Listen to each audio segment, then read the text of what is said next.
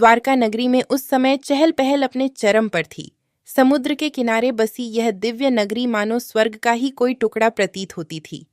राजमहल से लेकर गलियों तक हर ओर श्री कृष्ण का नाम गूंजता था। लोग अपने आराध्य द्वारकाधीश के दर्शन मात्र से अपने जीवन को सफल मानते थे। लेकिन एक दिन जब सब कुछ सामान्य था, तभी समुद्र की लहरों से एक अजीब सी ध्वनि उठने लगी। ये कोई साधारण आवाज नहीं थी। ऐसा लगता था जैसे स्वयं समुद्र गा रहा हो। उस ध्वनि के साथ एक चमकदार शंख तट पर आकर रुक गया। लोगों ने देखा कि वह शंख साधारण नहीं था। उसके चारों ओर एक अद्भुत आभा फैली हुई थी। जो भी उसे देखता, उसकी आंखें ठहर जातीं। नगरवासी भय और आश्चर्य में भर उठे। उसी समय द्वारका के प्रहरी उस शंख को लेकर महल पहुंचे। श्री कृष्ण उस समय रुक्मिणी और सत्यभामा के साथ सभा में बैठे थे।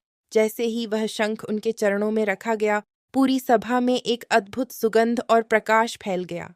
श्री कृष्ण ने मुस्कुराकर शंख को देखा और कहा, यह कोई साधारण वस्तु नहीं है, इसके पीछे अवश्य ही कोई रहस्य छिपा है। सभा में बैठे सारे योद्धा और मंत्री हैरान थे। बलराम जी ने कहा, भैया, यह शंख तो समुद्र से निकला है, पर इसकी शक्ति कुछ अलग ही प्रतीत होती है। क्या यह किसी देवता का वरदान है या कोई विपत्ति आने वाली है? श्री कृष्ण जी हंसते हुए बोले, भैया, जो प्रकट होता है उसके पीछे कोई न कोई लीला होती है।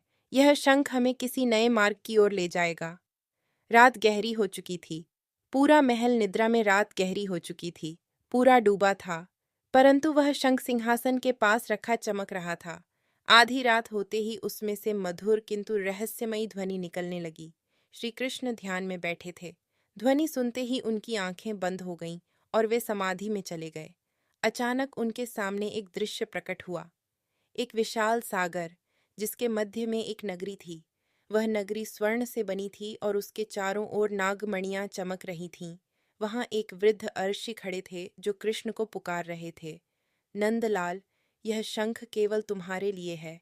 इसमें उस शक्ति का रहस्य है जिसे पाने के बाद तुम अधूरी लीला पूर्ण कर सकोगे। परंतु सावधान रहना, क्योंकि इस शंख की खोज में असुरों की दृष्टि भी लगी हुई है। यह दृश्य देखते ही कृष्ण की समाधि भंग हुई। वे मुस्कुराए और धीमे स्वर में बोले, तो यही है इस शंख का रहस्य। अब देखना होगा कि यह यात्रा हमें कहाँ ले जाएगी। उधर पाताल लोक में एक असुर नरेश शंखासुर अपने महल में बैठा क्रोधित हो रहा था। उसकी साधना से निकला वही दिव्य शंख समुद्र की लहरों में खोकर द्वारका पहुंच गया था। शंखासुर ने अपने सेनापति से कहा, वह शंख मेरी शक्ति का स्रोत था। जब तक वह मेरे पास नहीं लौटेगा, मेरी तपस्या अधूरी है।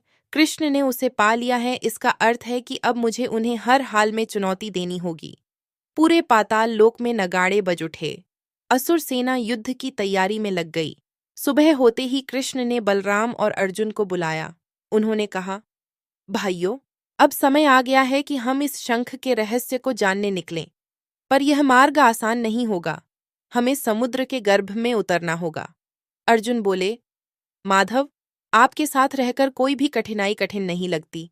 मैं तैयार हूं।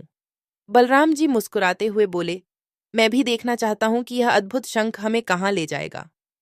फिर तीनों ने दिव्य नौका पर बैठकर समुद्र यात्रा आरंभ की। लहरें गर्जना कर रही थीं, मानो उन्हें रोकना चाहती हों। पर श्री कृष्ण की मुस्कान ने सब भय दूर कर दिया। दिव्य नौका लहरों को चीरती हुई समुद्र के बीचों बीच पहुंच चुकी थी। सूरज की किरणें पानी पर चमक रही थीं, पर समुद्र की गहराई भीतर से रहस्यमयी अंधकार बिखेर रही थी। श्री कृष्ण ने धीरे से अपने हाथ उठाए।